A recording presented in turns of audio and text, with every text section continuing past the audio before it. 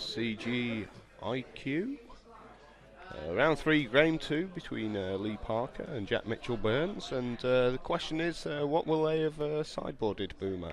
I'm pretty sure that Lee will have sideboarded into Graveyard Hate, so that would mainly be in the form of Slaughter Games and probably Deathrite Shaman. Jack will more than likely have sideboarded in a few things to keep his life total high, and he might have brought in a couple of ways to defend his graveyard against that sort of hatred. But really, in the past, and certainly what has been the case a lot of the time, is that these sort of graveyard decks tend to sort of be, I wouldn't say all in, but they're certainly that sort of strategy where they don't have a huge amount to defend themselves post-board. They generally either transform board or just literally try and pick up a game when they know that they're up against hate. Lee started off with a Farseek though, which is about as perfect as you can get. It means that he does have access to turn 3 Slaughter Games. Jack's putting Chronic Flooding on his land there, and he's just activated it. And that's a pretty good mill. He's got a Cathedral Sanctifier. In fact, he's just played a Cathedral Sanctifier there. He's also got Lightning Mauler and Angel of Glory's Rise in the graveyard, so he could potentially set something up to be pretty big this turn. So this would have been a card he'd have brought in then, Sanctifier? I think he might play the main deck. It's fairly difficult without knowing his exact deck list, but the original version had 4 of them in the board, and that's a disaster for Jack there. Lee's just Slaughter against his Angel of Glory Rise, and he's taken 2 from his hand as well. That's an absolutely devastating spell that Lee's just played there, and Jack's going to be in. He's going to be in a lot of hurt from that now. I'm not too sure what Jack's plan from here is. It's probably he's just going to have to literally cast his spells and hope that it gets him there. And his spells are quite bad, really, in comparison. Yeah, he's casting 5 mana 3/3s and things like that at this point, and he's lost the ability to use a Gold Knight Commander as just a alpha strike, so he's certainly looking up against it here. Lee's got pretty much as good a draw as he could possibly get. That's if he wanted to stack his deck, that's how he'd have done it this game. So he'd be looking a little bit better if he still had like the green version with the peddlers and the Statecasters. That maybe give him a bit of game there. He'd have access to Huntmaster of the Fells, but Lee also has access to Huntmaster of the Fells, and he's just a better mid-range deck. Jack's whole plan would be to pretty much try and combo Lee out, and I think that he's lost that plan now, and it's going to be very hard for him to come back into this game. There's Olivia as well, and just to rub it in, there's a Deathrite Shaman as well. So this sometimes happens a lot when you play either a combo deck or a deck that has a very sort of obvious weakness. Say Affinity would be a good example in Modern. It's simply a case where your opponents know exactly what to board in against you, and if they pretty much not draw you, there's very little that you can do about it. And Deathrite Shaman's just going to be a complete pain in the backside for Jack anyway. Even if he hadn't lost his Angel of Glory's Rise, it means that his Unburial Rights are pretty much useless now as well.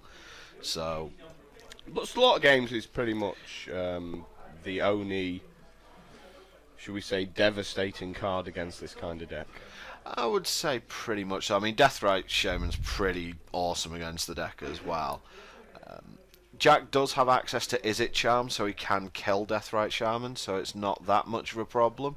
But I suppose another card that could be used against Jack's deck is Elixir of Immortality, but that really only delays the inevitable more than anything else. Sorry, I do apologise. I think Elixir of Immortality only affects you, so you can't even. So that doesn't work either. So it's really only Slaughter Games that. It's really only Slaughter Games that has that kind of devastating effect. And there's a lot of bad stuff said about Slaughter Games when it first came out, that especially from the more pro players, they tend to not like extraction type cards because they feel that they're card disadvantage.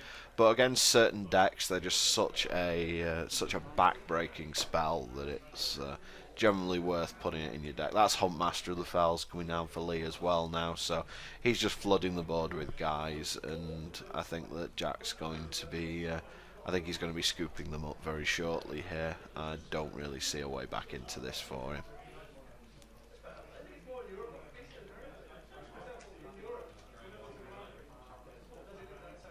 Jack is fairly deliberate the way he's playing here. He's certainly not going to give anything away. He's going to make Lee. He's certainly going to make Lee kill him for one thing, but I think he's going to make too much of a mistake here. You can see Jack's brought in Dispel here. That's more than likely one of his sideboard cards that he's brought in. And there's Is It Charm that we were talking about on the Deathrite Charm, but I'm pretty sure that's too little too late.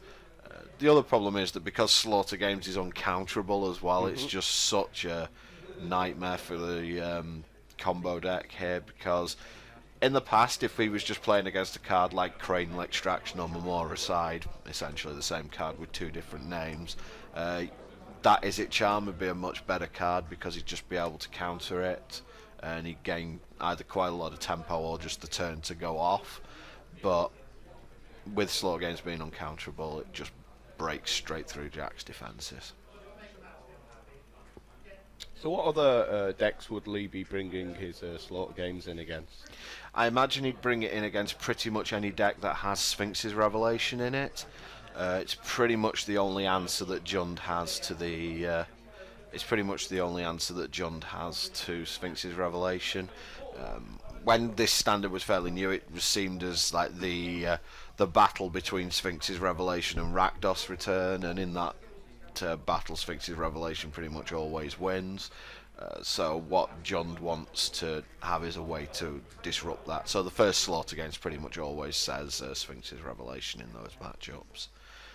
Whether he'd bring it in against sort of the more tempo-y style Sphinx's Revelation decks like Flash, that's debatable, because the Flash deck can beat you quite soundly without using Sphinx's Revelation, whereas Bank Control or a deck like that is pretty much dead in the water if it's Sphinx's Revelation to get taken. And if your opponent's crazy enough to play a deck like Omnifire, they're also going to really suffer if they end up with their Sphinx's Revelations being taken.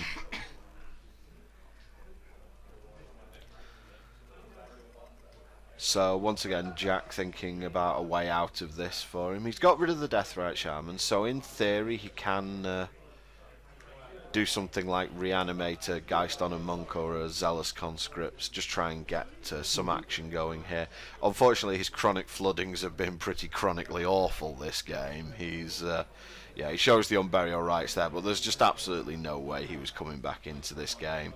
And Lee Parker's going to take that 1-2-0, and he's moving to 3-0, which puts him within 3 wins and a draw of the top 8 at this point. It's certainly the way you want to be starting, and Jack's going to be pretty much in winning in from here on in.